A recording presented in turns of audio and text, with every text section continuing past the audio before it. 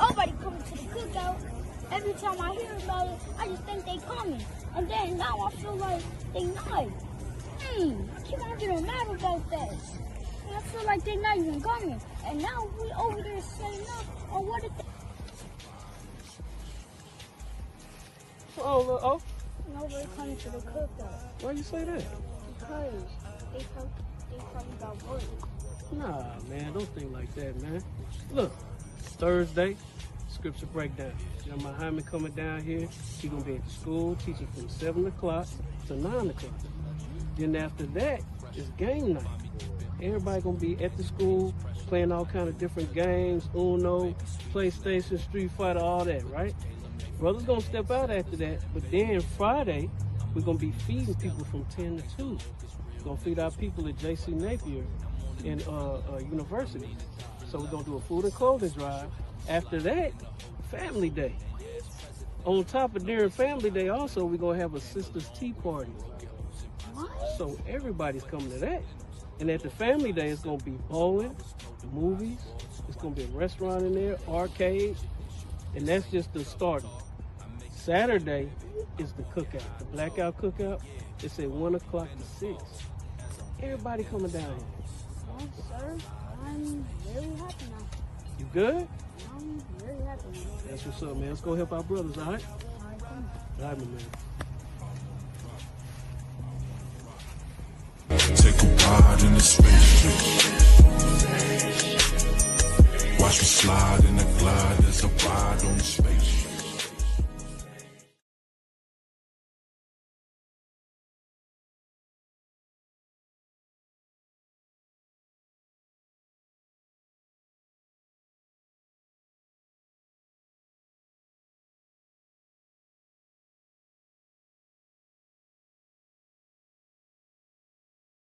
So why shouldn't the white man pay for what he did? That's right. One day you'll see just how it feels. Payback is a dog. Payback is a dog. Payback is a dog.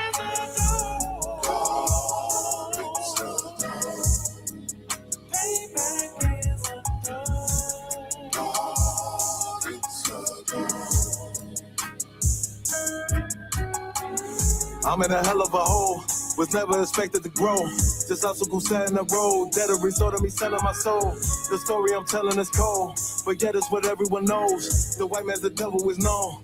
America was never a home, only a place of captivity, safe facility, hating, disfigure me. They claim that I'm lazy, be killing me, maybe this slavery draining my energy. 400 years and counting, the trail of my tears is countless. The fact that I'm here is astounding, but I can't wait till this shit is surrounded. Ready to tangle my king and the angel, be ready to rap. Crack in the sky, nuclear missiles will make it official. I'm capturing every cracker surviving. Put them all in chains where they need to be, slavery for me. And let the whole world see that with them in the cage and safer in the streets. Put the dog on a leash, get resolved for the beast. 144, get the ruler show, we could all be at peace. As soon as the trumpets are sound, your kingdom we busting it down. The only way justice is found, the time for your judgment is now. You'll see just how it feels. Payback is a dog. Payback is a dog. Payback is a dog. Payback is a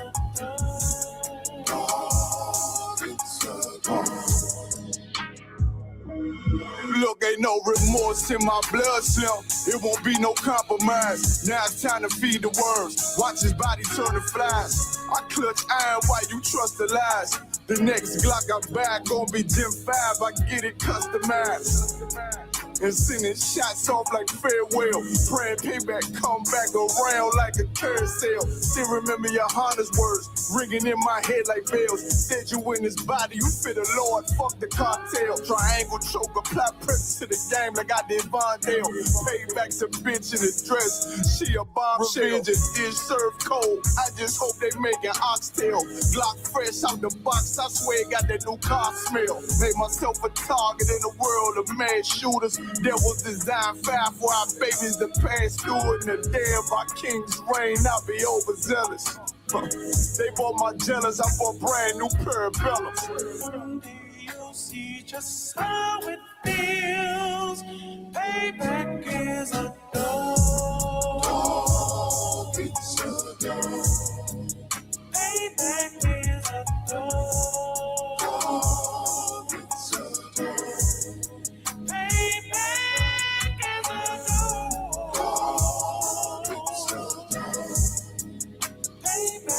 is a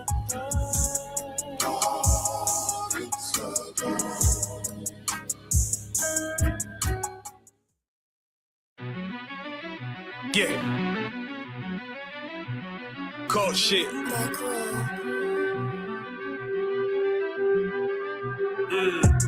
I ain't come with goons, but I'm well connected. Walk in the room and pop, pop, pop, like you got rejected. Let me see if you qualify or not. Spinning up in a tinted truck, riding around your block. Busy man. I get a word, he ain't shit from top to bottom like a motherfucking ceiling fan. Hopping out the rental van, on my way to LAX. Brothers out in Cali and they killers out of every set. But I ain't crippin' on no blood. One West, all my niggas got it out the mud. Put your face on a t-shirt, memory of niggas acting tough in them songs, that's the drugs. I don't need no cases, all my pistols clean. So now I weigh my options, used to use the triple beam. Used to get the wop, mix it with the nicotine. Now I travel state to state and put on for my team. The fuck wrong with them? Ain't on my level, I should let my dog get them. I see niggas and they feelings, I don't feel them. Kick the Glockin' with me, it was like a ball with it. At the end, I gotta stay patient. They hate me, Lord, I gotta stay patient. You one of them? Yeah. What's the problem? I'm one West, go to war with everybody. Cut the grass for the snake, fuck the gossip. Front line with them soldiers, that's my posture. Gun drawn, trying to curse the imposter. Shit get out the pocket, go to war with everybody, yeah. Shit that hate make it to the featherweights. Niggas claim they hard, but they sweeter than a dedication. Hold on, think it's time to introduce. I'm a man and a beast and a step and a road. Hold on, and a G and a soldier and a mover. Hold on, and a killer and a prophet and a shooter, nigga. Trying to stay humble, my shit crazy. Cold leader, need the blue stripe, no brick break. Can't be serious, you a funny boy, young fly. Look wrong, must be a dummy, I ain't gunshot. Fuck that little bitch, she a hook. Nigga swear he the go, bring him to the bush. The fuck wrong with him? Ain't on my level, I should let my dog get him. Niggas in their feelings, I don't feel them. Kid the Glocky with me, it was like a ball with him. Be at the end, gotta stay patient. They hate me, Lord, I gotta stay patient. You one of them? What's the problem? One West, go to war with everybody. I'm from Philly, you get hot, you catch a cold case. I'm one West, these brothers trying to set my soul straight. They done turned me to a prophet from a demon, and I'm locked in this shit and I ain't leaving. Never. Ski mask transform to war mode like I'm Voltron. Stamp on my head and my chest from the most high. Put something tight around your neck like a bow tie. Got my niggas waiting charged up like they phone died. Red letter, drip clean, it looks so fly. Claim me riding, that's why I left his ass roadside. He gon' die. Skyscraper to a nosedive. 9mm plus P, fuck a 4-5. The fuck wrong with him? Ain't on my level, I should let my dog get him. I see niggas and they feelings, I don't feel them. Kick the Glocky with me, it was like a ball with it. Be at the end, I gotta stay patient. They hate me, Lord, I gotta stay patient. You one of them? Yeah. What's the problem? I'm one West, go to war with everybody.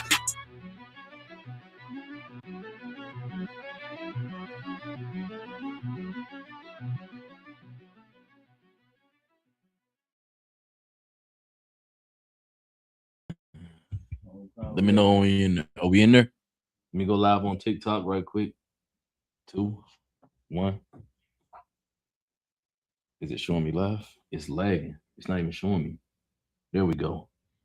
All right, Shalom Israel. This is the ISUPK, so out of 1 West, 125th Street, Harlem, New York, under Commanding General Yohana. If one of y'all could, Baba Kasha, go on TikTok or YouTube and just tell me how the audio sound. Make sure I ain't got the mic too close. Make sure it ain't too far. Make sure it's well. Give Zabak a hand for the amazing feed. He done got the whole setup new. We got new mics. We got new cameras. We in the game. Y'all see the Wi-Fi, the router boost, the signal booster right there. No more lag. You know what I'm saying? All right, so before I start class, it's like this is Thursday night scripture breakdown class, right? It's where you come and you ask all your questions, any question that you might have, and you get answers to your questions. Before I start class, does anybody have any questions? All right, now, young man, do you know the story of Adam and Eve? Do you understand the story of Adam and Eve? I know you do, oh. So, was Adam and Eve the first two people ever made? Was Adam the first man ever made? So we understand that all people before the flood, all people didn't come from Adam, right? Okay, long on the same page, because you know a lot of people deal with a lot of misinformation, you know. All right, so the topic. Oh, go ahead. So, can I use the scripture in Romans to better explain that real boss and Richie the situation with that rapper? Because a lot of people try to say the brother taking it up the back way is not homosexual, it's his woman. But like, can I use the scripture in Romans like battle it if I could? Pull the precept. But before you even do that, while you're providing that precept, I'm sure to tell you. So anything going up a man's behind is homosexual. It don't matter if it's another man's rod, a woman's tongue, a finger, anything, because it's not supposed to be that way. The scriptures, Colossians, I think it's Colossians 6:9, talks about men who are abusers of themselves with mankind. They will not inherit the kingdom of heaven. Because there's things that we're not supposed to do. That's alternative lifestyle behavior, and we're not supposed to subject ourselves to none of that stuff. You got that precept? Go ahead. Okay, so the precept I want to use was Romans chapter 1, verse 26. Romans 1:26. Go ahead, read it. It says, "For this cause God gave them up unto vile affections." To vile affections. That's what those vile affections is, meaning they wanted to, and they would indulge in doing all type of disgusting, heinous things. Why?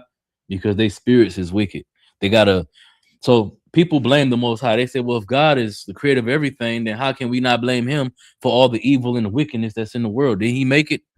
Yeah, he made the spirits that allow that. He made the spirits that encourage you to be evil and wicked, but they only have power over you if that thing is in you. You know what I'm saying?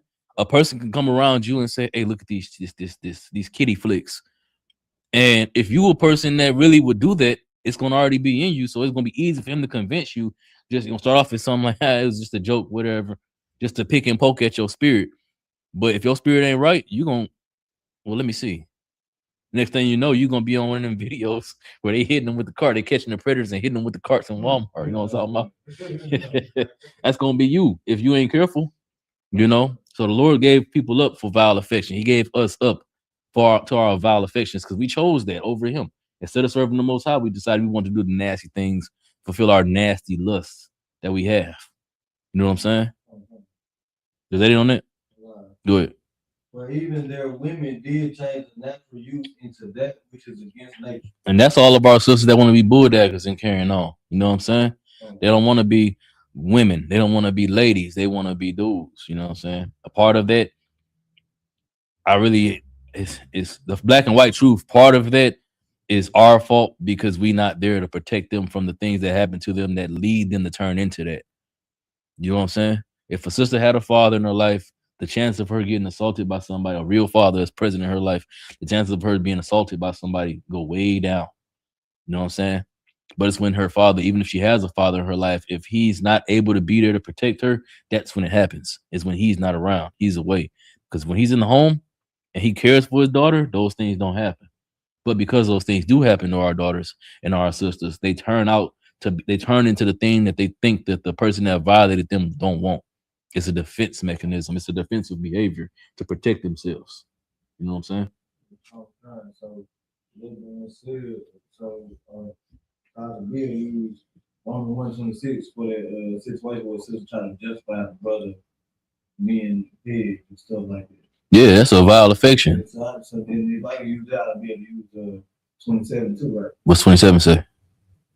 Romans chapter 1, verse 27, and likewise also the men, leaving the natural use of the women, burning their lust one toward another, and men with men working there which is unseemly. Because the reason is that specific line, like I want that I could use well because like men with men, even though it's a sister going up and running that way, the piece that she used to do that was in the man, right? So that was tend to be like It's the same. it's the same. Yeah, you can use it. Well, that's the question. Most High Christ. Anybody got any more questions? We got any questions online? You got the StreamYard? No, we good. Are we live? Okay, yeah, we live. I'm gonna say 'cause they ain't got no viewers, no nothing. Dang, okay. Nobody checked in or nothing. No sweat. We did that. All right, so go ahead. Oh, the water. Yeah. Just in case somebody do got something to say.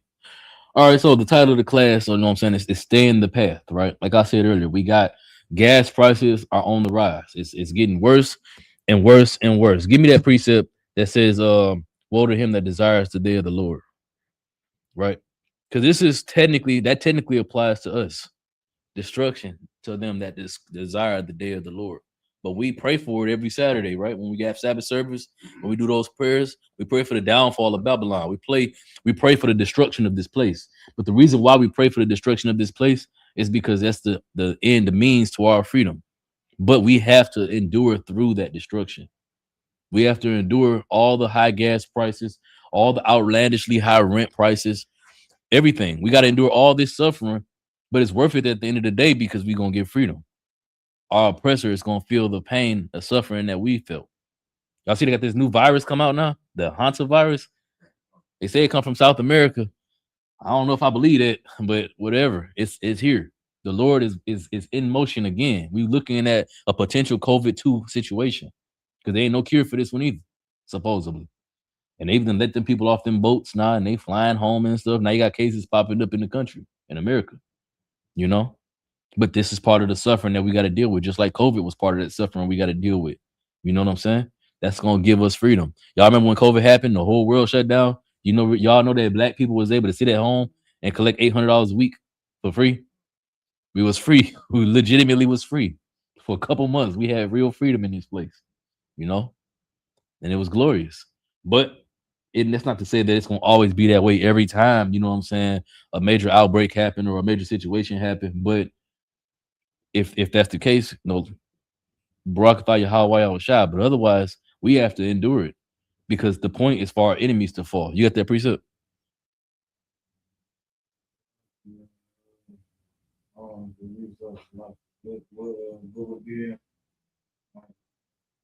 Hey, Kanaka, you got it. Amos 5:18. Amos 5:18.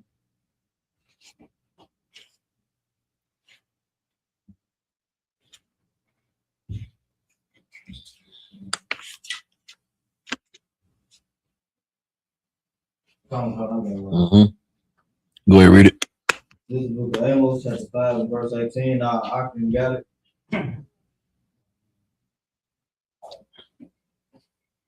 Take your time, little. It's going to be towards the end of the Old Testament. It's one of them smaller books. It's right before Zephaniah.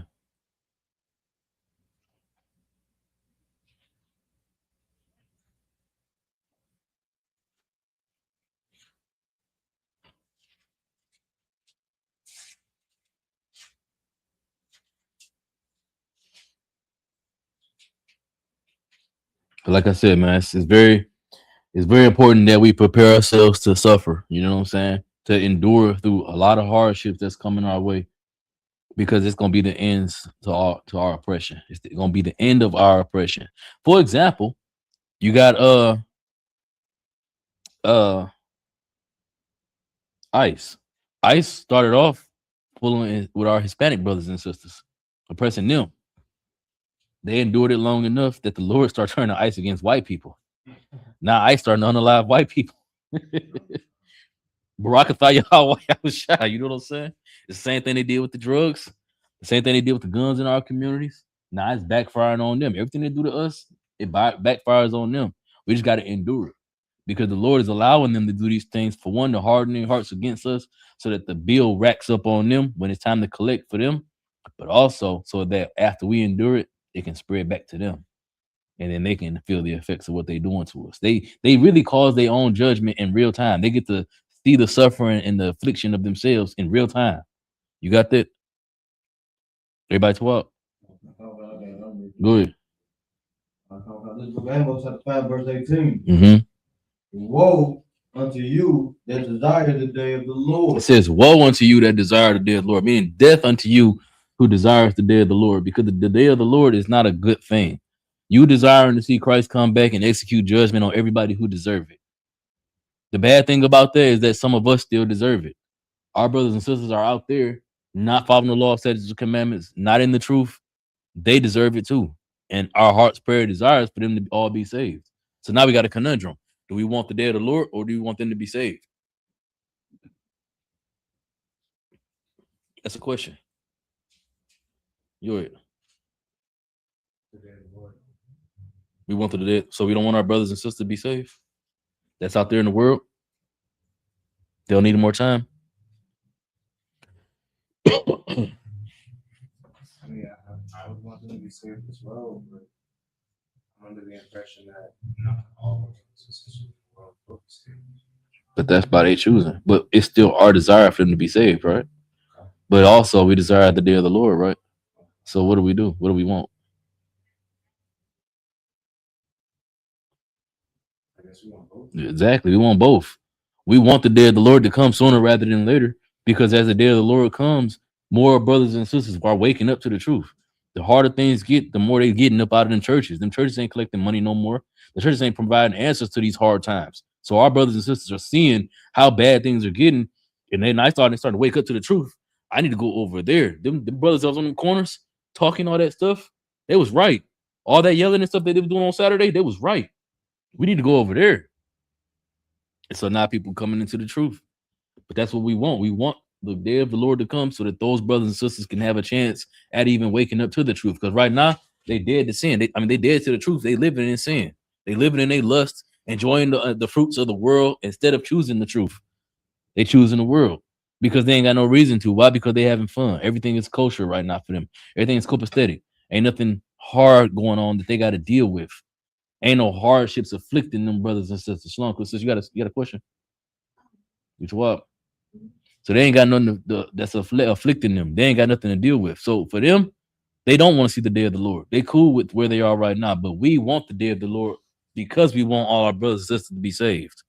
You know what I'm saying? The ones who ain't gonna come, they just ain't gonna come. But it's our heart's prayer and desire for all of them to be saved. But the beginning of them being saved is by them having to suffer the same way we had to suffer before we came into the truth. We suffered as single parents. We suffered as drug dealers, going to jail left and right, gangbangers, dealing with extreme lack of brotherhood in the streets, health problems, mental problems, everything. We suffered all kind of affliction, but it took that for us to decide, okay, well, I'm about to just do something different. And then we came into the truth. So we want the day of the Lord, but we want it because we want to save our brothers and sisters. We want to see them choose salvation versus choosing the world. Keep reading. To what end is it for you? That's what it is. That's what the end it is for us. Wait, go back. Read again. Woe unto you that desire the day of the Lord. Mm-hmm. To what end is it for you? Keep going. The day of the Lord is darkness. The day of the Lord is darkness, and they need to see that it's darkness. They need to experience that darkness. You got children out here that's raised spoiled, weak, and failing. They're not prepared for life. But the reason why they're that way, though, is because they don't understand that the world is darkness. They're sheltered from that darkness. They're in a box with light on. They don't understand that outside that box is real dark out there. So they think so long as this light is on, I can go here, I can go there, I can do what I want to do. I don't got to do what I don't want to do. And they don't understand that hardship is coming. Sometimes you have to do things you don't want to do. That's why it says that that day is darkness, because that darkness is a good thing. It's suffering is a glorious thing. And I'm gonna say it every week. It's glorious to suffer for the Most High because it makes you strong. Because if you don't suffer, you're gonna stay weak. You're gonna be cool with taking whatever the white supremacy feeds you because it's just the status quo. Ain't nothing I can do about it. You can pull yourself away from it, but if you're cool with that and you used to being spoon-fed nonsense, you're just gonna keep taking it. Versus standing up for yourself, standing up for your people, and saying that we're not gonna do this no more. We're not gonna accept this no more. You know what I'm saying? Suffering makes people strong. I saw a post, somebody posted, it said, war breeds strong men bring peace, and peace brings weak men. Weak men create war. I'm paraphrasing. It wasn't perfectly like that, but the point is solid. You know, suffering is more important than anything. Give me that verse. It said, present thyself an acceptable sacrifice. I think it's how it go. Am I wording that right? Yeah. Yeah, living sacrifice. The water, sis. Give me that one. Because that's what we got to do. We have to choose suffering. Read it. We have to choose suffering. We have to choose suffering because that suffering is proving our worth to the Most High. It ain't about what your homies in the streets think. Ain't about your homegirls in the streets think. The people in the club, the people on social media, the people on the internet spaces. It ain't about what they think. It's not about what I think. It's about what the Most High think. You have to prove yourself to Him, and this is how you do it. Go ahead. This is the book of Romans chapter 12, verse 1. I beseech you, therefore, brethren, by the mercies of God, that you present your body a living sacrifice. Present your body a living sacrifice. That means you afflicting your soul, afflicting your flesh, allowing yourself to suffer. It's hard out here. You got to work extra hard to provide for your family. Do that. And without, I ain't gonna say do it without complaining, because it's gonna take the Lord hearing our suffering. You know what I'm saying? But you also do got to just do it. And then you doing that, you're gonna become strong. You're gonna find out that you got capabilities and strengths that you didn't even know you had because you put yourself through trial and error. That's like training. You know, if you do the same thing that you used to doing all the time, you ain't never gonna grow. The moment you step out your box and you do something that you ain't used to doing, you're gonna become stronger because you done tried something and failed at it. But then the next time you tried it again, you got a little bit better. I picked up skating, last year? Or the year before last, I picked up skating. I didn't know what I was doing. I was out there. So I know now because I got my own skates that they call brownies. You know what I'm saying? The rental skates. Because they got cushions on them and trucks on them, and you got to adjust them and change them. And if you don't adjust them and change them, you know what I'm saying, then you're going to fall. You ain't going to be able to roll fast. You ain't going to be able to glide or nothing like that. But once you get your own personal skates, that's when you become, you know what I'm saying, you start really learning that it takes some skill to do this thing. And then you're going to fail, you're going to fall, you're going to mess up. But the more you put yourself through the trial of learning, the better you're going to become. Next thing you know, you moving and grooving, sliding and gliding. Right? You got that? Was you reading something? Good. So, Lucky, you got a question, sis, before we start? Continue. Okay, go ahead. That you present your body as a living sacrifice. You present your body a living sacrifice. That's what the Lord wants. I got a precept for that, Salakia. Give me I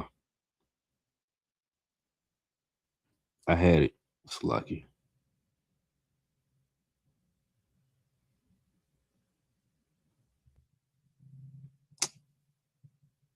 Dang, I had it.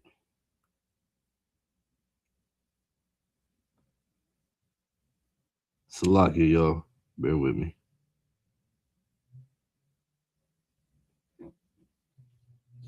I can't find it. All right, so give me the broken and contrite heart. Oh, there it is. Psalms 34 and 18. Give me Psalm 34 and 18. Salakia. My breakdowns be kind of long, so I'll be losing precepts under the precepts. Go ahead. This is book of Psalms, chapter 34, and verse 18. Now I can not watch that.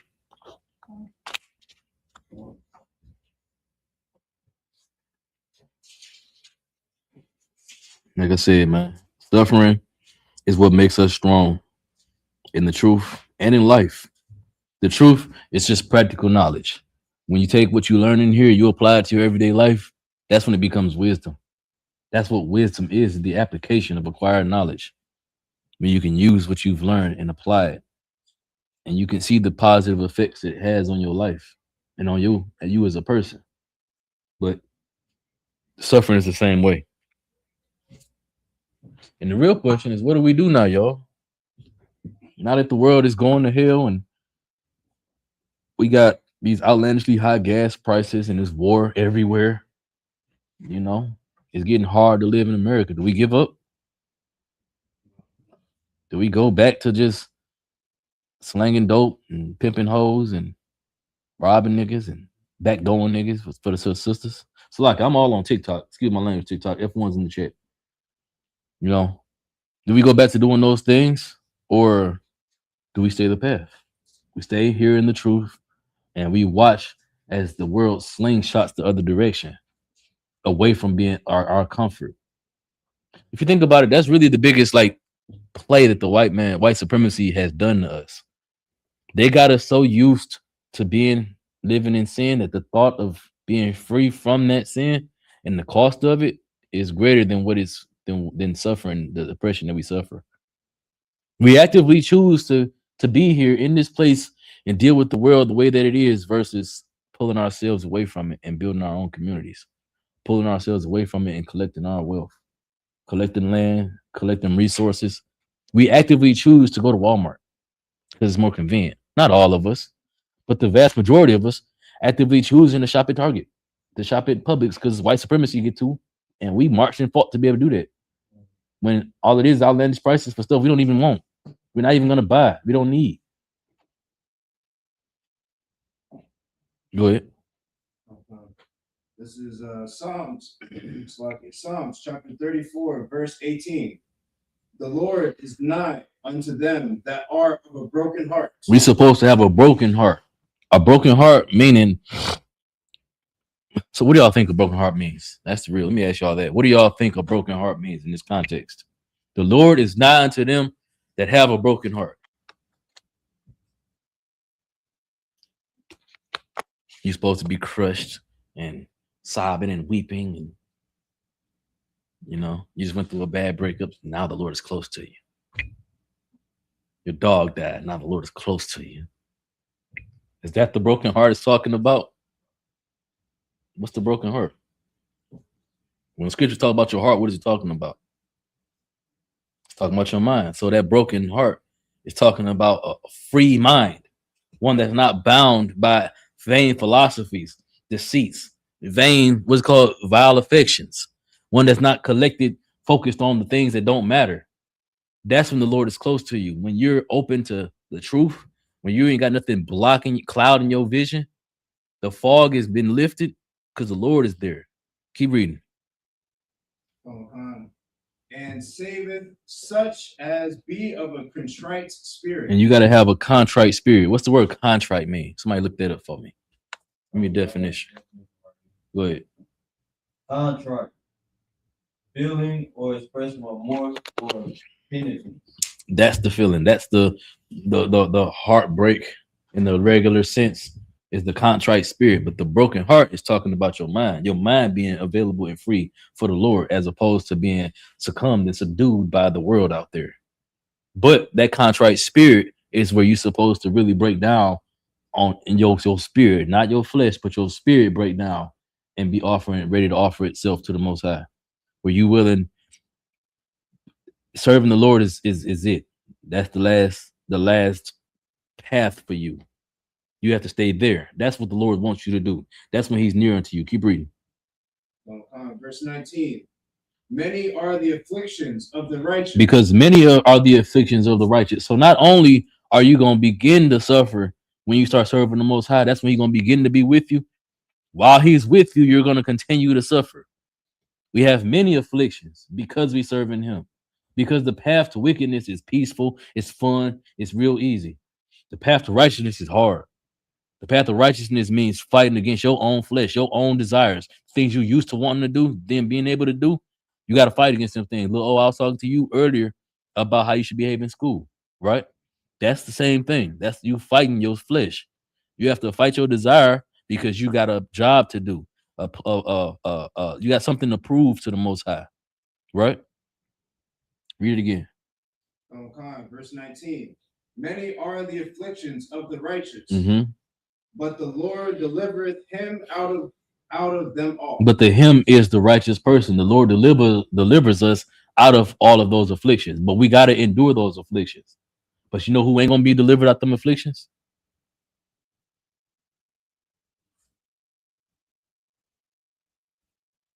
Y'all don't know who ain't gonna be delivered out them afflictions?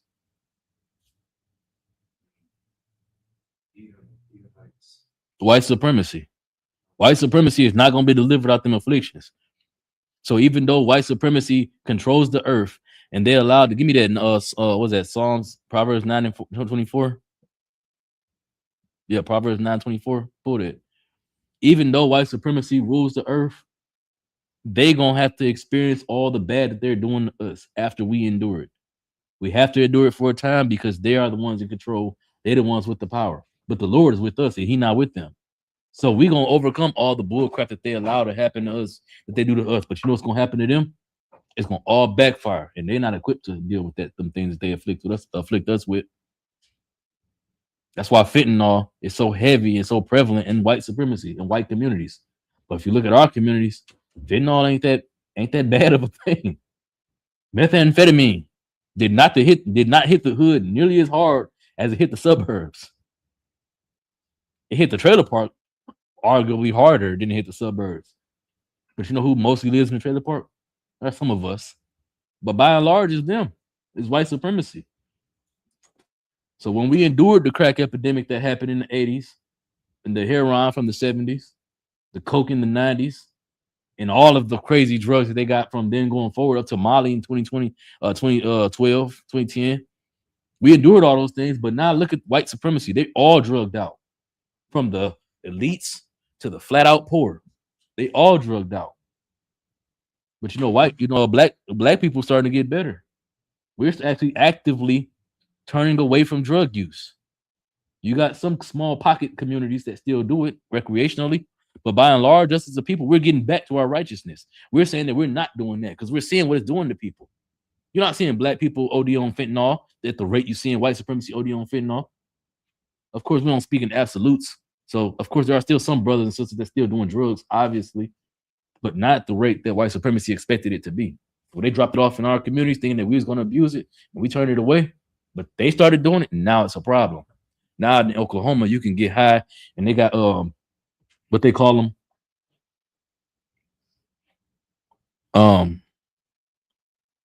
You got the name of it? About the recovery banks where you can go in there and they help you get high. Exactly. Stuff like that. Exactly. Who is about? They got methadone clinics too. But there's another thing. They got methadone clinics everywhere, but in Oklahoma, they got these houses.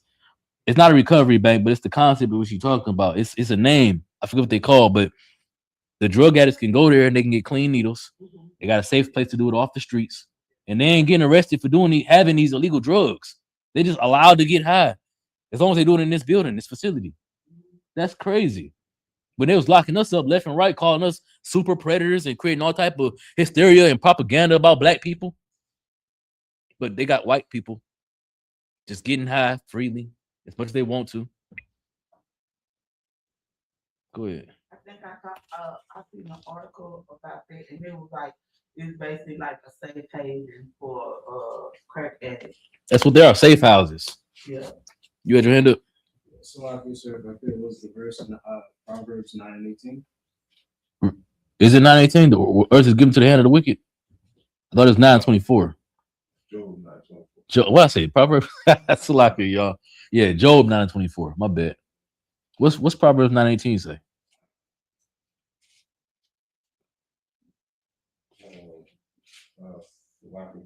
Good. Proverbs 9:18. But he knoweth not that the dead are there, and then starting death are in the depths of hell. No, no, we don't need that. Although that also applies to us, because the dead are there and the curse of us are in the depths of hell. But that hell is not a literal space. Brother, young man, do you understand that hell is not a place that you die and go to? You know that what we're experiencing right now is hell on earth right now. We're suffering through it and dealing with it. At the end of it, we get the kingdom. You got that? Good. So this is Job chapter 9, verse 18. 24. 24. Mhm. Verse 24. The earth is given unto the hand of the wicked. The earth is given unto the hand of the wicked. The wicked are in control. So the wicked are the ones that's causing all of everything that's going wrong in the earth. The Lord's just sitting back and letting it happen. Why? Because this is what it's going to take for us to be corrected. He gave us the chance. I'm pulling precepts that ain't even in my breakdown because all of it is all ties together. But if you read the book of Isaiah chapter 5, we are his vineyard. He gave us everything we could need. And when he did that, he allowed us to become weak. We got so used to having the Lord in our corner, the Lord right there providing everything for us. And in the verse, one of the verses, he questioned, he said, what more could I have done for my vineyard? He could have done nothing better. It ain't him that's fucked up. It's not him that's messed up. It's like your TikTok. It's us that's messed up. We're the problem. So in order to fix the problem, he has to allow us to grow. In order to force us to grow, he got to allow us to suffer. So white supremacy has the power. The ball is in their court. They choose how the world how the world goes. And every time they mess up, the Lord allows it to happen because once we endure it all, then he punishes them. Keep reading. He covereth the faces of the judges thereof. That's white supremacy. White supremacy covers the faces of the judges. They'll hide who the real children of God are, and then simultaneously afflict the real children of God. They'll take on the role and identity of us, but then afflict us. And they know who they have in captivity. Hitler said it himself. Still talking to kick me off. Hitler said it himself. He said, if only America knows that they have the jewels of God in their possession, I wonder what they think will happen when it's over. That's what Hitler said. Who are the jewels of God that America had in their possession in the 40s? Black and Hispanics. They had us in their possession. America didn't own no other countries. They were dibbling dabbling as far as, occupation, but they didn't own other countries, but they did own people. They owned us here in this land. So she made a face when I brought up Hitler. Why? Oh, me and the kids was talking about it in the car today. We was talking about Hitler and we was like not having the debate. They was like, Slovakia TikTok. Slovakia says if I could. Slovakia TikTok. I don't want y'all to strike me F1s in the chat. All right, we don't condone nothing that Hitler did, but we're gonna discuss the Cookie Monster from now on. Go ahead, sis. so we was discussing it, and they was like, the reason why they was like basically who was Hitler targeted to kill, and it was like, and then the two like he mostly killed Jews and blacks, and then I had asked them why was Hitler killing Jews and blacks. And they was like, he didn't kill my wife. I was like, yeah, he did too. But we was just having a discussion about it. And then you just brought it up. So they were like, yeah. So there was an article in Times Magazine where he was quoted for saying, if y'all want to be the Jews so black, or y'all want to be, what do you say? Y'all want to be black so bad, I'm going to make y'all black. And it was a reference to why he built those ovens. Fun fact, if you don't know, that's why I call him the Cookie Monster. Because the Cookie Monster has 24. Also, they clip me. The Cookie Monster has 24 ovens burning 24 hours a day for 6 years straight.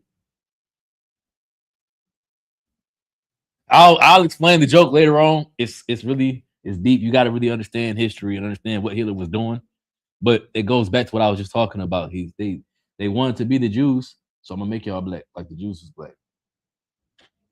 Hence, that's why we call him the Cookie Monster, because he was baking cookies. He had 24 ovens burning for 24 hours straight for 6 years, baking cookies. He made a lot of cookies. It's a lot, kid. It's dark, but it's a joke I can get away with because TikTok they can't say nothing about Cookie Monster. Go ahead. okay, Is it true that the Cookie Monster was angry because he found out that the Most High was an Israelite? No, the Most High is Israelite. The Most High is black, I mean, the black. technically, Yeah, but the Most High was black. no, that's not why he was angry. So during the time of the I'm gonna give y'all some history now. Okay, so you have what was called the Byzantine Empire and the Ottoman Empire. The Ottoman Empire was when the Arabs went to war with the earth and spread Islam with the sword. But then you had us Israelites, but at the time we was full blown Christian under Catholicism.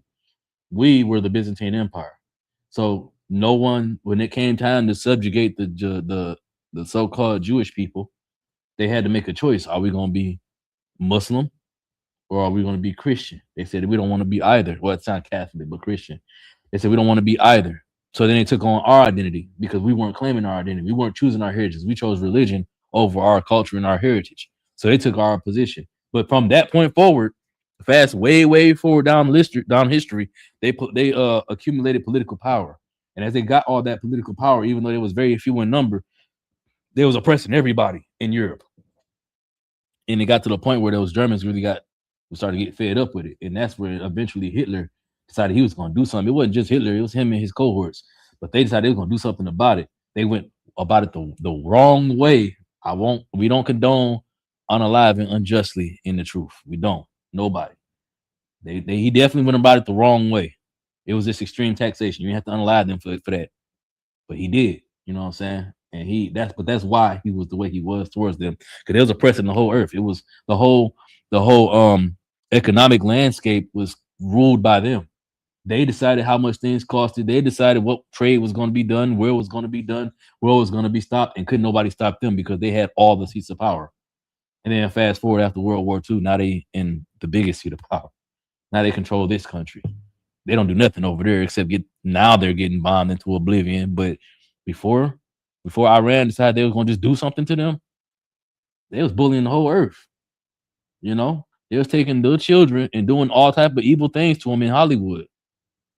You know, that's the origin story of Bugs Bunny and all that Acme Hour and all them kids cartoons that they used to watch back in the day. That all stems from the adult film industry, from Jewish people. They carved a way into this country, but you know how they got in? The Civil Rights Act. The things that our forefathers and foremothers fought for, hoping that we was going to get some type of equality. It didn't do nothing for us, but it gave power to every other people, but mainly them. We can go further back than that. I'm big into comic books. Y'all know who the first superhero ever was? Comic book superhero was? It was Superman. You know, Superman is an alien from another planet trying to fit into this new society, but he's better than all these people. You know who designed Superman? 2 Jewish people. He's a representation of Jewish people coming to America in the 30s, trying to fit in with these less than them people.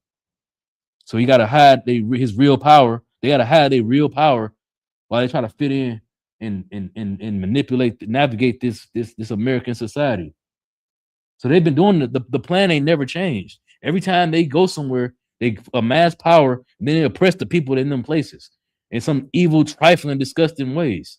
We only know about what they've done here in America. We don't know about what they was doing in lawless ass Germany, in lawless ass Europe, where there wasn't American values. Not saying America got real good values anyway, but it's way more policed here than it was there in the 30s, in the 40s, in the 20s. You know what I'm saying? So they don't tell him what Hitler was really experiencing before that led him.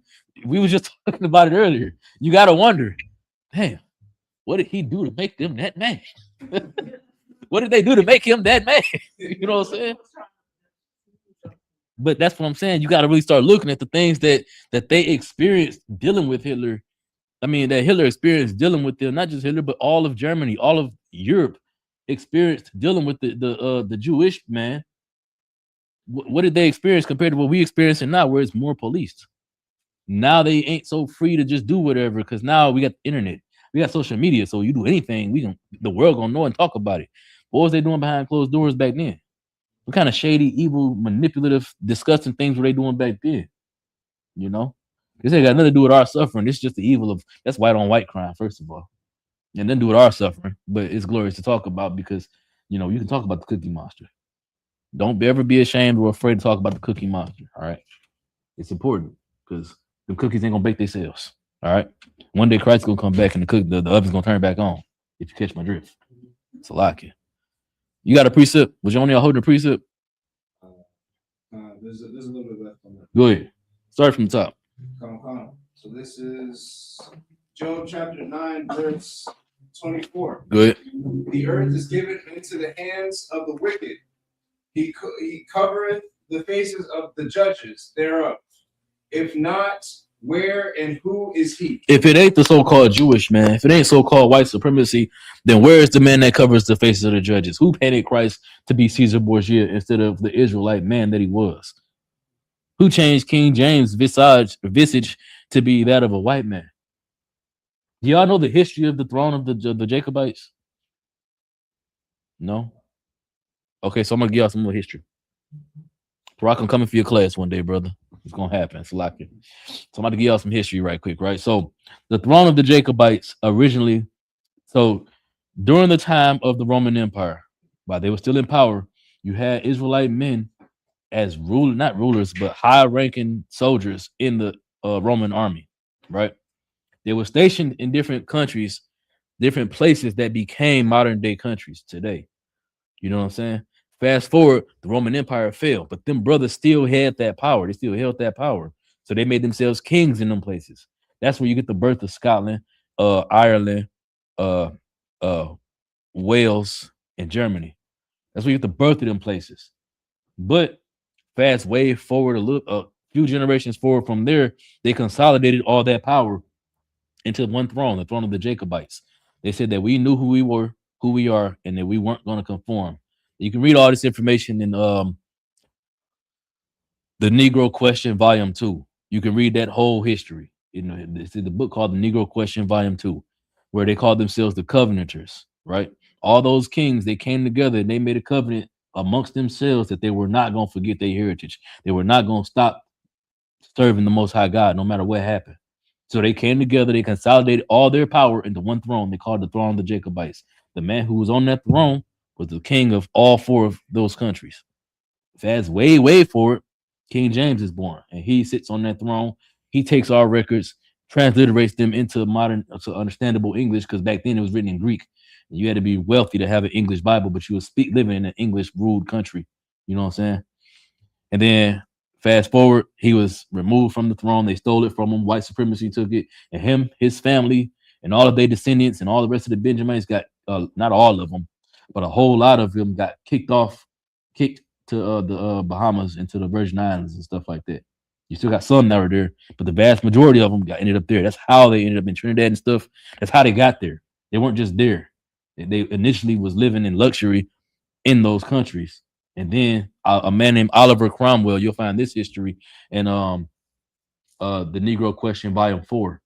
It's a man named Oliver Cromwell in 1653 came and he moved those people all the way to those islands. Like I said, made them slaves. And then fast forward a little bit after that, he made a decree, told the white supremacy that he told white people flat out that if you can stay here and you can work these farms and suffer, or you can go to America, be an indentured servant for 7 years, and then you can rule over those people there. And that's how we end up with Irish people here in America. That's why they're called Irish. They're not really Irie, because to be Irie means to be black, right? It's just history. It's like it. But even that is more example of our suffering, because you know what happened at the end of that suffering? You know what happened to them? The potato famine happened. And they almost went extinct because they couldn't grow potatoes. They couldn't grow nothing. Potatoes the only thing they could grow, and it wouldn't grow no more. They literally was on the verge of extinction. That's why Oliver Cromwell did what he did and told him you can either work here and starve and suffer, or you can go to America, be a servant, build that up for 7 years, and then you live a good life, rule over them, you know. So that's history. But you know what I'm saying, it's just more proof that our suffering, when we suffer long enough, the Lord hears our cries. He hears our pleas. So we have to continue to suffer because it's all moving his plan forward. The enemy has to be allowed to get to think highly of themselves so that they can get full of themselves. So when he destroys them, his glory will be elevated even further.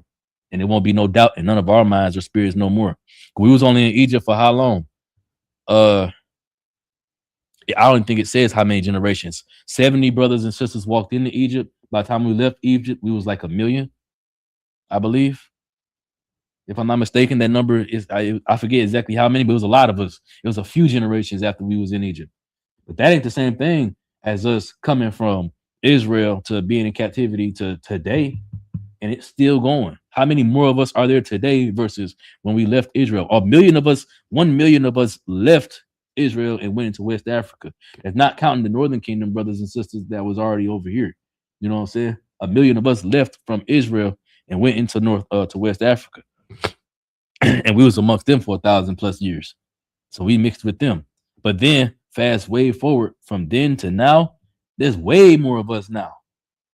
And all of us are learning to believe that the Most High is stronger than white supremacy because he's making them suffer after we endure the suffering that they make us endure. Go ahead, sis. So the Scottish, French, German, and Russian, all of those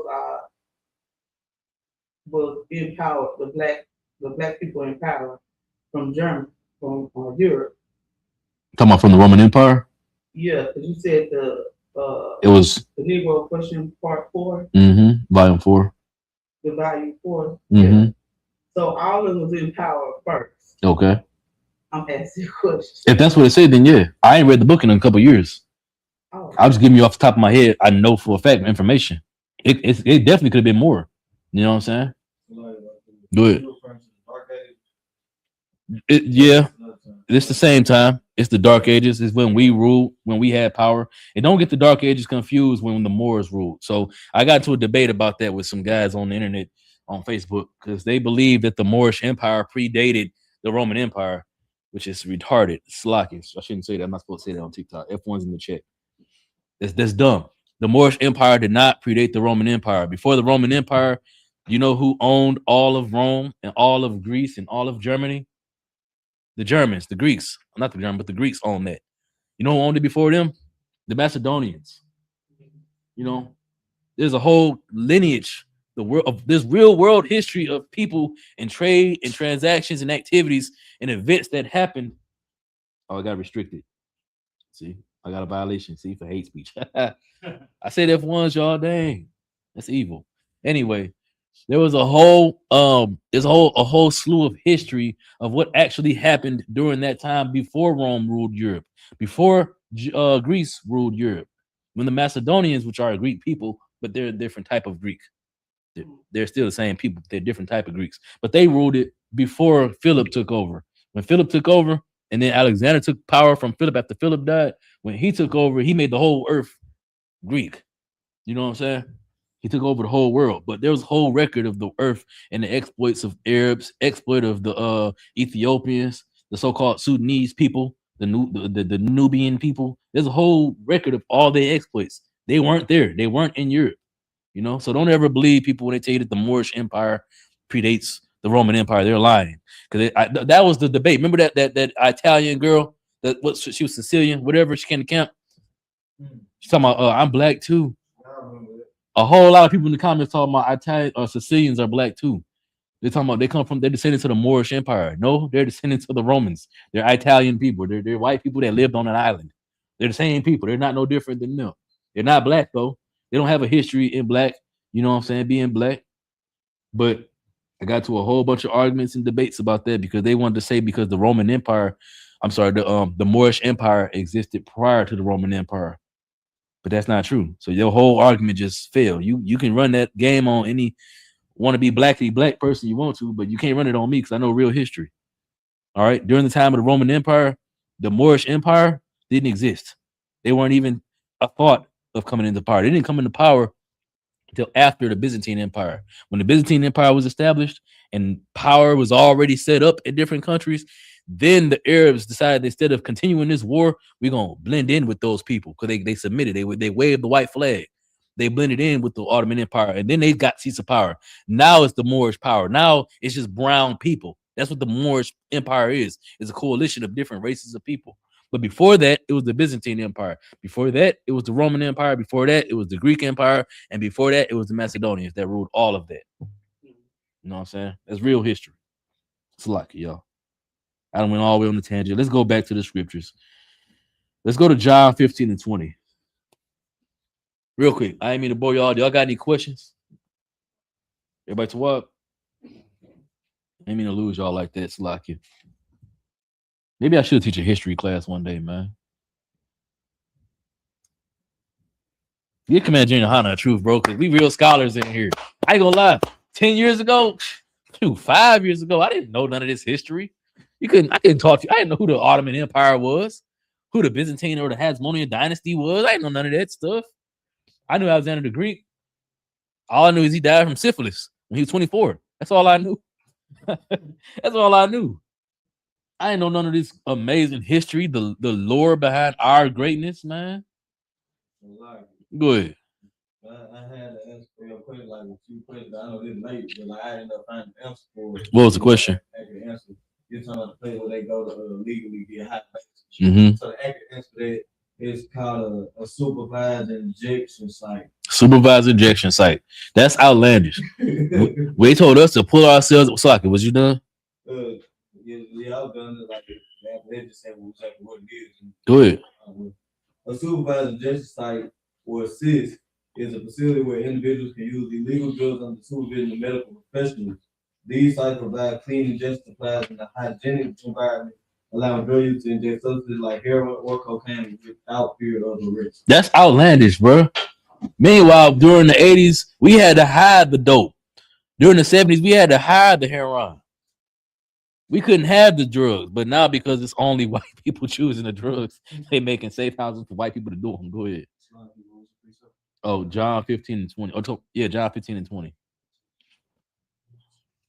Not First John, the book of John. It's after Luke. Matthew, Mark, Luke, John. It's the fourth book in the New Testament. Go ahead, sis. So the place that they go to, they provide the drugs too. No, they provide the need. Wait, did it say they provide the drugs? Read it again. Because it's illegal. How they got to do something illegal to get the drugs so you know that. Yeah, but if they got them and they in there, they allow them legally to do them in there. Right. It's outlandish. That's the hypocrisy, the hubris. I got a whole nother breakdown on the hubris of white supremacy. But that's what that is. It's full-blown hubris. Go ahead. A supervised injection site is a facility where individuals can use illegal drugs under the supervision of medical professionals. These sites provide clean injection supplies in a hygienic environment. Stop right there. Do you realize that accessory is illegal? All of those medical professionals are accessories to crime being committed right now. If you in there and you're supervising and watching these people do these illegal drugs and you're not reporting it, you're an accessory to crime. But they're not getting arrested. Why? Because it's white supremacy. If it was black people doing those drugs, it would be a problem. We'd be all going to jail. They'll run a whole RICO case trying to figure out where they come from. But because it backfired on them and black people didn't take the dope, but white supremacy is the ones doing the dope, we got to make sure that they're safe. We don't want their loved ones to see them on the streets, drugged out. Keep reading. Is that it? Allowing drug users to inject substances like heroin or cocaine without fear of arrest. Who injecting cocaine, bro? I be nasty like you. They banging cocaine too? Jeez. Go ahead. They changed the name to Overdose Prevention Center. They kind of dressed it up a little better. Yep, make it sound a little lit. We're not trying to let them get high. We're just trying to stop them from unaliving themselves. No, you're allowing them to get high legally. You're watching them do it. Because if it was a prevention center, you prevent overdoses from happening. You remove the drugs. Don't let them do drugs. Don't give them a safe place to do drugs. They're gonna overdose anyway. They want the drugs anyway. So why are you facilitating them do it somewhere indoors? Ain't no telling what else is happening in them places. These are trap houses. These are legal trap houses. What else is happening? Women are being taken advantage of in those places because they just watching. They just observing. If they get involved, then they liable for legal charges. Just like if you was a CO and you can't touch them people in there, because if you do, they can say such touch me, and now you about to be in there with them. It's gonna be a whole investigation. So it's best to not touch them at all, right? The same thing is true as if I'm supposed to be observing and watching these people do these drugs, but not let them overdose. So that means if they do stuff to each other, I'm not supposed to intervene because I could be legally charged. You see what I'm saying? How slippery of a slope that is? How thin that line really gets? It's an evil thing, man. Keep going, Salaki. That was it. You got that? 15 and 20. Yeah, go ahead.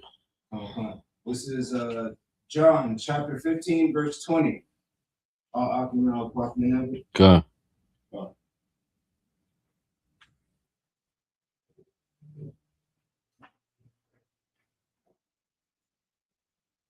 Say Jesus. For everybody that don't know, you know what I'm saying, Jesus is Yahweh Shai.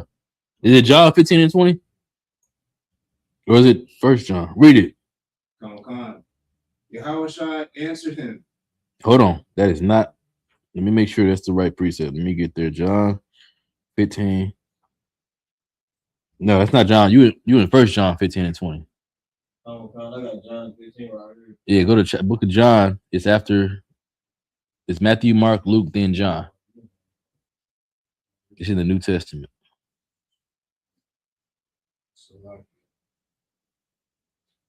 Yeah, we're going John chapter 15 and verse 20.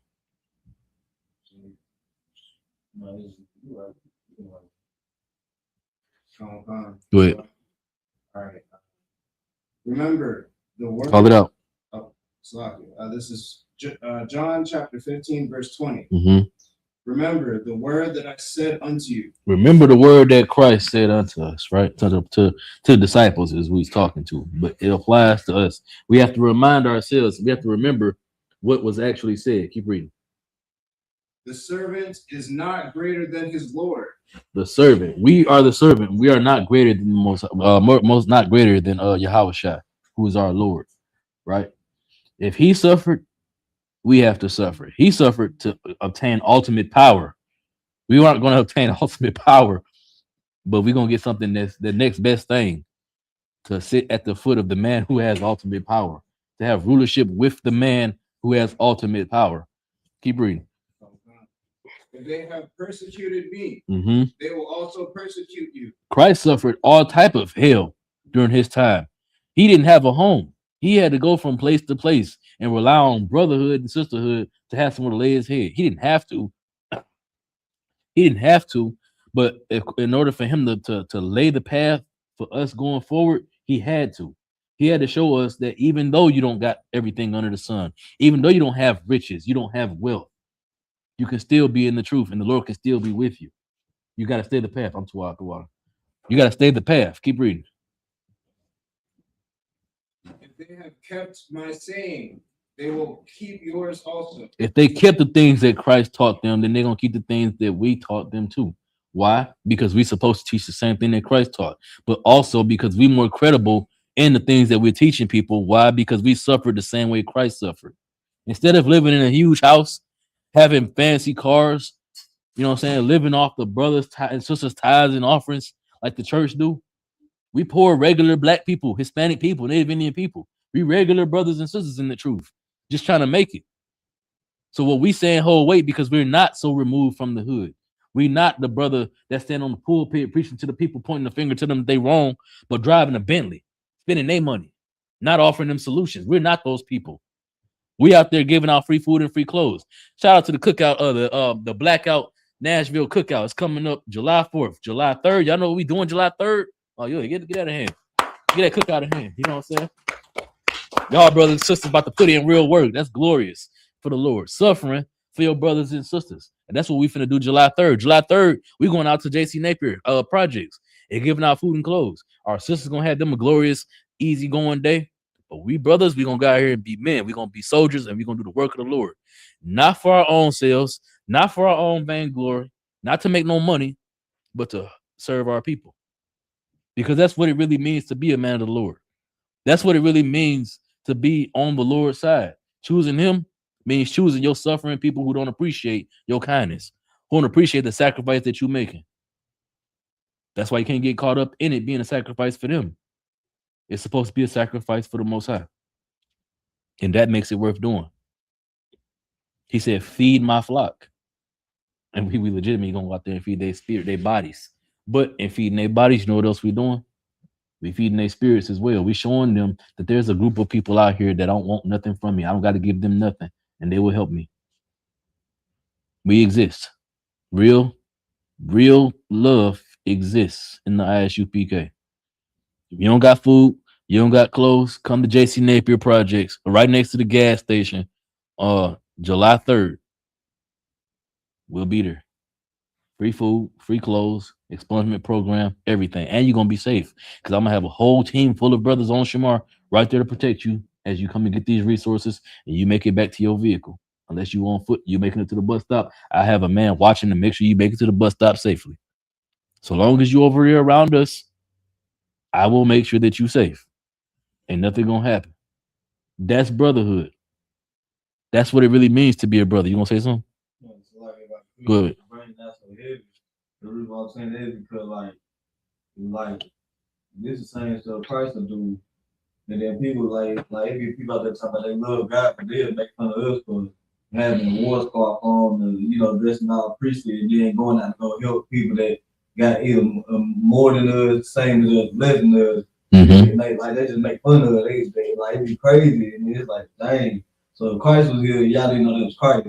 Y'all look at him the same way it is. Exactly. What's worse about that is that we out there doing it in the clothes that they making fun of, but they got Yeezys, they got Cartier buffs, they got Louis Vuitton, and what's that company that make the suitcase like a trash bag? Balenciaga. They got Balenciagas and stuff on. Y'all, Cyber, y'all seen that? They got a luggage bag that look like a glad bag. It looks like a glad bag with the red drawstrings and everything. But no, they make fun of us though. But they got all this money and all this wealth, and what they doing for people. Real sidebar, right quick, right? So there's a sister. I forgot her name, something Torres. She was a police in Houston. And that sister had all type of heinous, evil things to say about black people. And she got fired.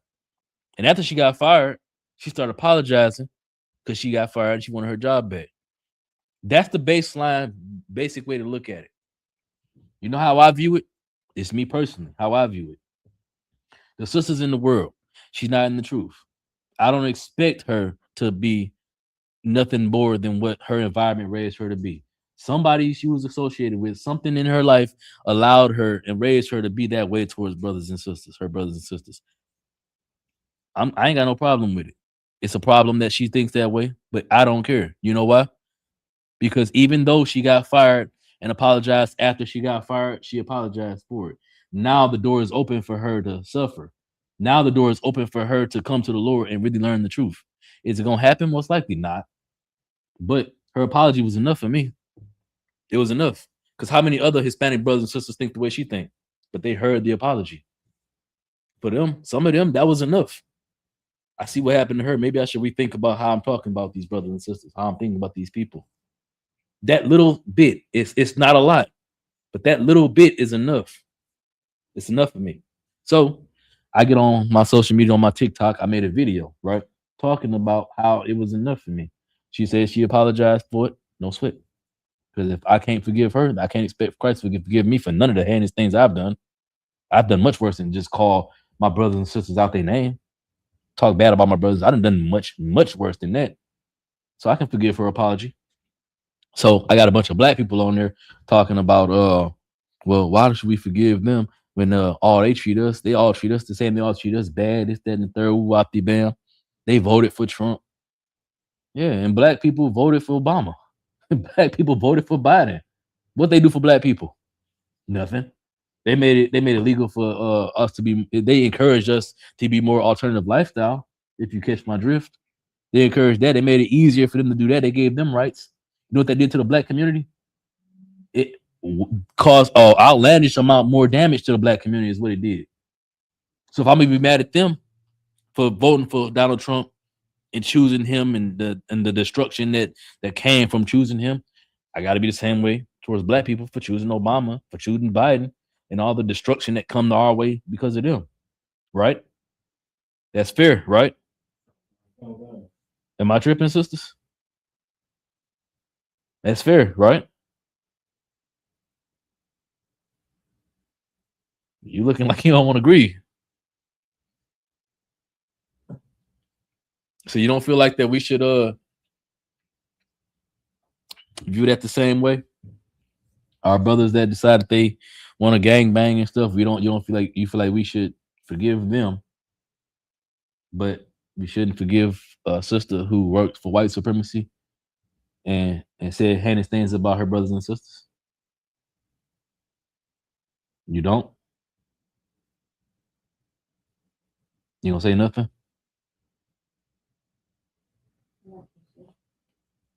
No sweat. Well, this is what I think. I think that my sisters and brothers is afflicted with a plague called love and white supremacy. That plague has them thinking that they're different, that they could be potentially better than us. That's just to work for the police. You know who else worked for the police? The brothers that killed Tyree Nichols. That brother didn't deserve to die. No matter what thing he did, he should have got a trial, court, and then whatever happened from there happened. And if I'm not mistaken, I might be wrong on this, but if I'm not mistaken, the brother was actually autistic. He literally was unalive for no reason. But these power-hungry black men decided that they was going to unalive this defenseless black man. You know what I'm saying? And they filmed it. And only 2 of them went to prison for it. Right? So like, Go ahead. This is the book of Matthew chapter 6, verse 14. Mm-hmm. For if ye forgive men their trespasses, your heavenly Father will also forgive you. Exactly. We have to forgive our brothers and sisters the thing that they do wrong for us, to us. Not because they're in the truth, but because we're in the truth. We know that the Lord will forgive us if we forgive our brothers and sisters for the wrong that they do. They don't know that. So I don't expect them to act no different. I would love if they didn't act the way they act, do the things that they do. But I don't get mad. I expect a YN in 2026 to act like a YN in 2026 because he don't know the truth. He don't know no better. Can he be taught better? Yeah, for sure. Is the environment that he live in conducive to him learning better? No. So do I hold it against him or do I hold it against the environment that he lives in? And I try to offer him a solution. I offer him a solution. I hold it against the environment that he live in. I condemn the guns being planted in his neighborhood. I condemn the nigga, the brothers that's slinging drugs in his neighborhood, looking all cool, flashing all the money. I condemn all the girls that want to be video girls and OnlyFans models and all the stuff that lifestyle brings. I condemn all of that. Why? Because I want to offer that brother opportunity to be better. I want to offer him the opportunity to know the Most High, to be saved from oppression and suffering. Go ahead, keep going. Verse 15. But if ye forgive not men their trespasses, neither will your Father forgive your trespasses. And that's the ultimate point. That goes back to what I was saying. Stay in the path, choosing suffering. It sucks to hear about a brother or a sister hating us. But if we don't forgive that, the Lord ain't gonna forgive us. Now, forgive don't mean forget. Forgive don't mean just let it keep happening. But forgive means if that person offered an apology, no matter whether it's sincere enough sounding to you or not, if the circumstances make it look sincere or not, your job ain't to worry about that. Your job is to forgive them and let them make their choices. And if they mess up again, then they messed up again. And then you know what you do then? After that, what you do after that, Kabash One? After they mess up and you forgive them, if they mess up again, what do you do? You forgive them again. And how many times you supposed to give them? You're supposed to forgive them for as many times they trespass. As many times as it takes. You don't keep letting them trespass against you, mind you. But you definitely no, you're right. But you don't let them keep doing it to you. But you forgive them whenever they apologize, and you offer them brotherhood, because you offering them brotherhood might help them change their evil, wicked ways. You might be the cure. The Lord might be using you, allowing you to suffer, to show them brotherhood, so that they can see that what they doing is wrong, that they can be better, that they don't got to do the things they're doing. They don't got to be out here smoking dope, relying on prostitution to make a way. Hell, my slavery hiring for sisters right now, hiring women right now. If a woman got an ID, a driver's license rather, and a social security card, she can come and work at my slavery on the content side. How many women know that? None. How many women come up there and just fill up the application? None. Because they don't know. So they go out there and they sell their tail. So now we got a solution offered right here on the table They're gonna keep selling tail though. Why? There ain't nobody to tell them no better. That same thing is true about people in the world who talk bad about brothers and sisters and don't know no better. They in the world. But we suffer it. We show them brotherhood because at the end of it, what could potentially happen? It's not a guarantee it's going to happen, but what could potentially happen?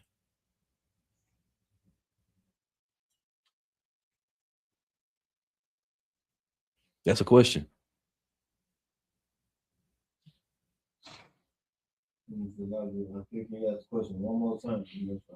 What could potentially happen if we show those brothers and sisters brotherhood that speak evil on us? What could potentially happen? The potential to happen is they like the Lord has showed them something where they was like, dang, okay. They still showing me brotherhood.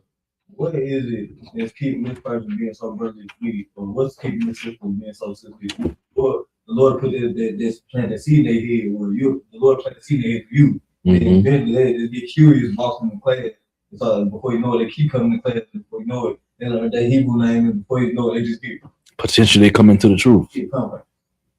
It's not a guarantee it's going to happen. I'll even argue that more often than not, it won't happen.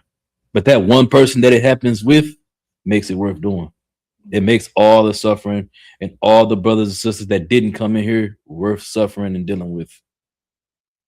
The scriptures say that. Y'all know whenever every one of y'all, including myself, came into the truth, decided that y'all was going to serve the Most High. Do you know the scriptures say that the angels rejoiced in heaven because of your decision? I don't get glory for it. The angels are giving you praise and glory because of what you chose. Because you actively, real deal, Holyfield, chose that you won't serve the Most High.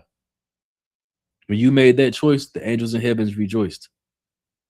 The people in the world ain't gonna rejoice for you. They don't want to see you do it. So you getting glory from beings that you ain't never gonna hear the glory from. You ain't never gonna see it. You just gotta believe that this is the right path. This is the right way to do. You know what the best thing about the truth is, and I've had this conversation with people before. I'm going on a tangent right now. I've had this conversation with people before. If I'm wrong, what do you have to lose? What do you lose? Your health gets better. You stop putting your sexual health at risk. You stop putting your physical safety at risk. You ain't involved in gangs, drugs, crime, your freedom. All them things go away. What do you have to lose if I'm wrong? If I'm right, I mean.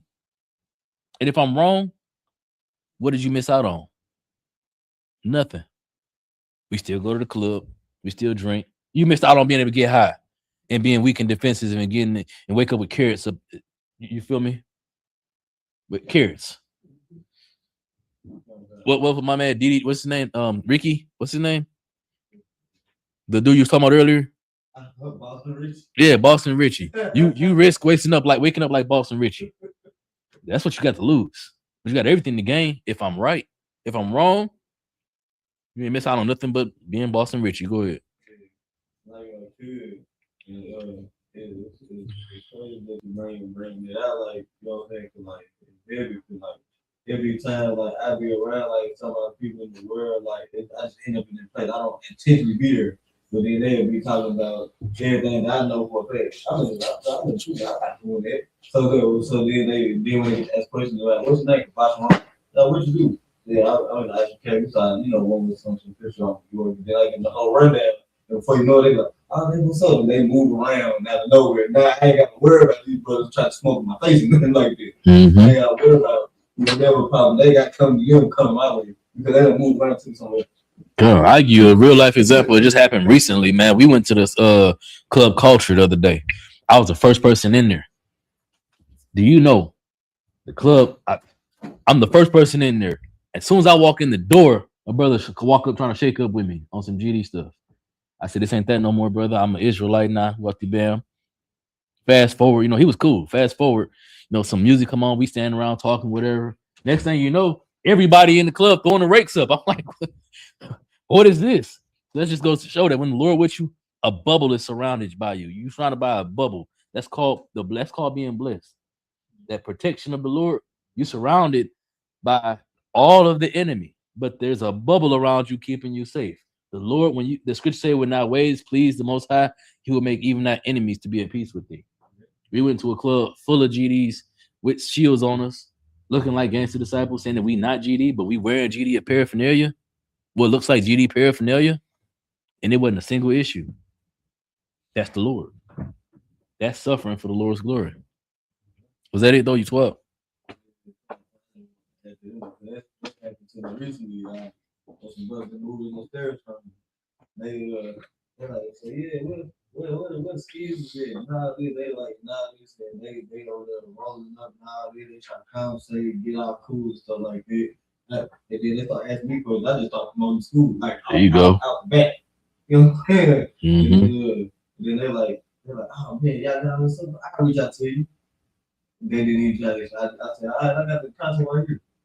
I left my phone crew. They just move around. And I was like, I ain't seen them since. Ain't no thing. Look, see, but what you offered though, what you offered them was solution. You planted a seed. Now it's like when you get a new car, right? You start seeing your car everywhere. It ain't that more of your car is being bought now. It's just now you have this car. Now you done seen your car. Now you start seeing your car amongst the crowd to see of cars. The same thing is true with the truth. Now you know the truth. That seed has been planted. You've heard it. Now you can hear it everywhere. Go ahead, sis. That's true what y'all saying. Like, when people see like our dog, they be like, you a GD, and I'm like, no, but I don't really talk because now I had seen the the car in the back, so I just keep the cars in the school in my purse. Most high purse. Here you go. That's what you. That's what you do. Keep these in my purse. So Yeah, that's just the hand. That's exactly what you do right there. This why I wait, and I just keep these. I just get them off the table, Mhm. so I ain't got to do all that explaining. I just send them a card. That's all you. That's all you're required to do. Because by you doing that, you showing them that there's a solution. I'm gonna tell you something about GDs that y'all might not know. Every brother that's GD, all of them are looking for brotherhood. That 215-19, that 16-13-12, that's like it. But that's what that is. That 215-19 is brothers of the struggle. That 16-13-12 is never too much. It's never too much what? It's never too much love. It's all about a desire for brotherhood. When Larry came up with them laws, that's what it was supposed to be. It's how we supposed to really be. It's like a fake version of the truth. It's really what it is. But they don't know that. They don't know that that's what the truth is. But they used to worldly. So GD in the penitentiary and GD on the streets is not the same thing.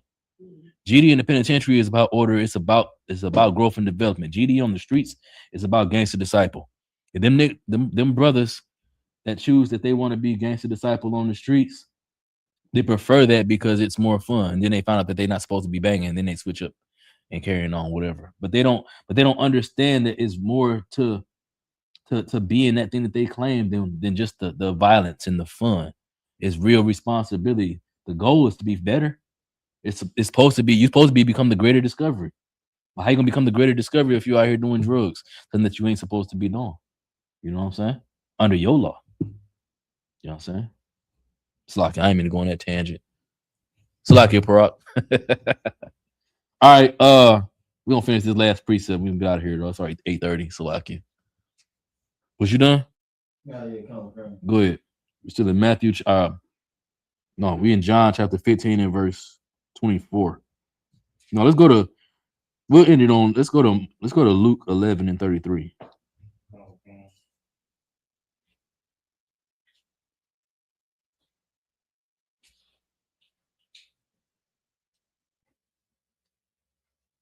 No, go to Ecclesiastes 9 and 4. We're gonna end it on that one. I ain't go to none of these precepts. I got a whole breakdown I gotta teach y'all, bro. That's crazy. Go ahead, read it. I'm gonna list all the precepts to this breakdown after we finish. You said Ecclesiastes 9 and 4, right? Mm-hmm. This is book of Ecclesiastes, chapter 9 and verse 4. I can have it. I can have it.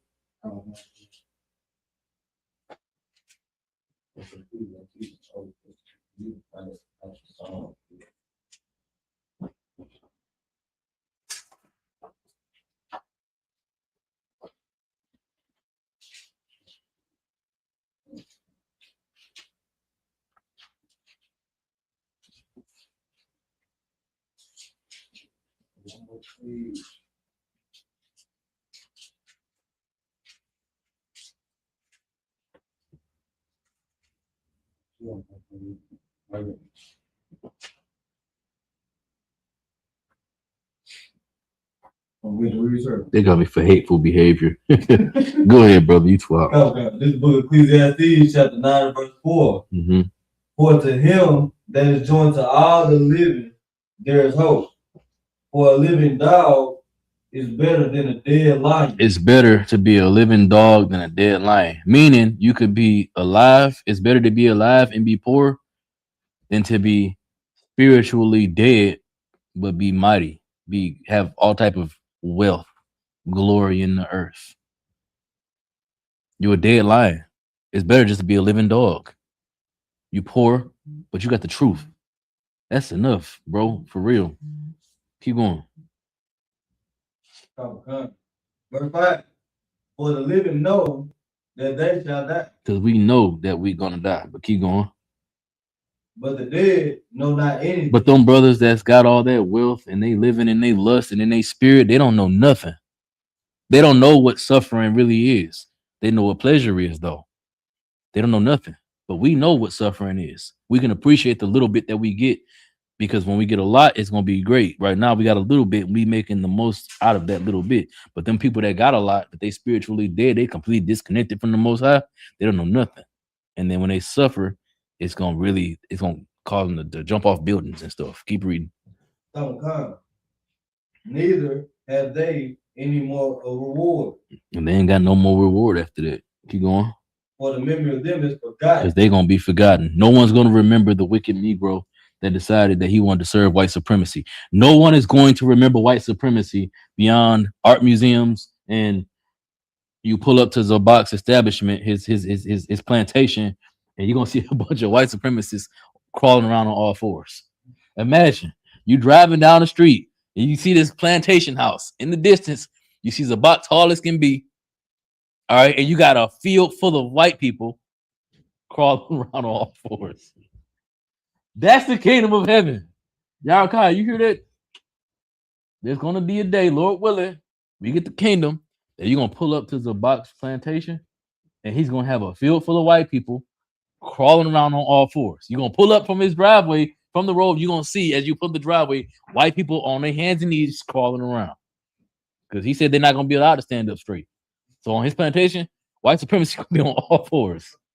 I look forward to that day. Austin the Shock said that his slaves, his white slaves, are gonna be forced to make things that white people need, but they won't be allowed to use it. They're gonna be forced to make sunscreen, but they cannot use sunscreen. This is what our suffering is gonna reward us. The ability, the chance to see these things really happen, man. This is why we suffer. This is why we do it. That's the kingdom of heaven. And with that, I pass the class. Wait, anybody got any questions? Right to Wab? All right. With that, I pass the class off to Officer Kabashwan.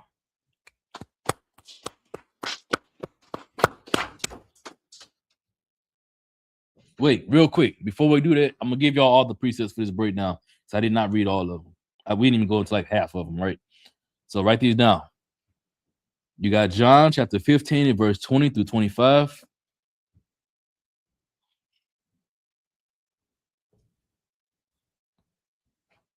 John 15 and verse 20 to 25. You got Mark chapter 4, verse 10 through 12. Luke chapter 11 and verse 33. Isaiah chapter 29 and verse 15 through 16. 11 and 33.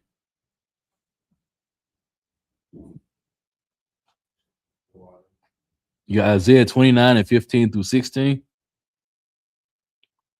Ecclesiastes chapter 9 and verse 4 through 5. 2 Corinthians chapter 12, verse 9 through 10. Romans chapter 5 and verse 3 through 4. I told y'all my breakdown is long, so like I got all the precepts. Psalms chapter 34, verse 18 through 19. Go ahead. Psalms chapter 34, verse 18 through 19. Psalms chapter 119 and 71.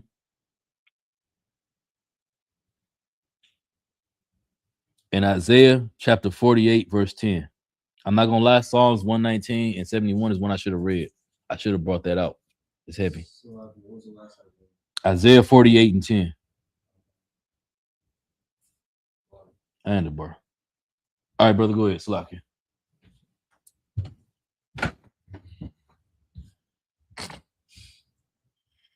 are the ISUPK security announcements. We are the ISUPK start out of 1 West 125th Street, Harlem, New York. Rule for new brother and sister. When a new brother or sister comes to the school, they are off limits for 6 months. They are to be saluted only. They are to be here to share themselves of the world. If they need transportation, the teacher will arrange it. After 6 months, if a brother or sister has an interest in a particular person, he or she must get permission from the head to speak to a brother or sister. There's another 6 months in which the brother and sister will court each other. After this 6 month period, the brother and sister will get permission from the head to marry. Tithes, which is a commandment, found in Numbers chapter 18, verse 21, and Malachi chapter 3, verses 8 through 10. Means 10th in the Hebrew, ma'ashra. 10% of every penny of any increase the Lord gives you. Give the treasury department or teach priest fund. Free will offering for priests not mandatory. Whatsoever amount you would like of common holy convocations. It's a feast of first fruits. It's May 31st. So like you said, May 31st? Mm-hmm. Feast of first fruits. May 31st, found in Leviticus chapter 23, verse 27 to 32. If anyone wants to be a trooper in the school, start wearing all black, boots, shirt, pants, headband, or a war scarf. And with that, men of Israel, Amajim means stand. All men of Israel, we're going to give one courtesy salute. Amajim, Barak. Yajim Matak. Saw, turn face to sisters. Sisters, Amajim means stand. All men of Israel, we're going to give one courtesy salute to the sisters. Amajim Shabbat. Amajim, Barak. Yahushua Khan Bashim Yahushua. Yajim Matak, Saw.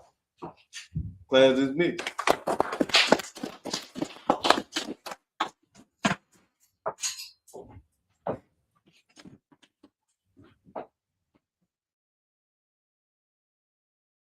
Man, ain't nobody coming to the cookout. Every time I hear about it, I just think they coming. And then now I feel like they not. I keep on getting mad about that. And I feel like they not even coming. And now we over there saying no. On what it Oh, nobody coming to the cookout. why you say that? Because they talking about work. Nah, man, don't think like that, man. Look, it's Thursday, scripture breakdown. You know, my Hyman coming down here. He gonna be at the school teaching from 7 o'clock to 9 o'clock. Then after that, it's game night. Everybody gonna be at the school playing all kind of different games, Uno, PlayStation, Street Fighter, all that, right? Brother's gonna step out after that, but then Friday, we're gonna be feeding people from 10 to 2. We're gonna feed our people at J.C. Napier in university. So we're gonna do a food and clothing drive. After that, family day. On top of during family day, also we're gonna have a sisters tea party. So everybody's coming to that. And at the family day, it's gonna be bowling, movies. It's gonna be a restaurant in there, arcade, and that's just the start. Saturday is the cookout, the blackout cookout. It's at 1 o'clock to 6. Everybody coming down here. Oh, sir, I'm very happy now. You good? I'm very happy now. That's what's up, man. Let's go help our brothers, all right? All right, my man. Take a ride in the spaceship. Watch me slide in the glide. There's a ride on the spaceship.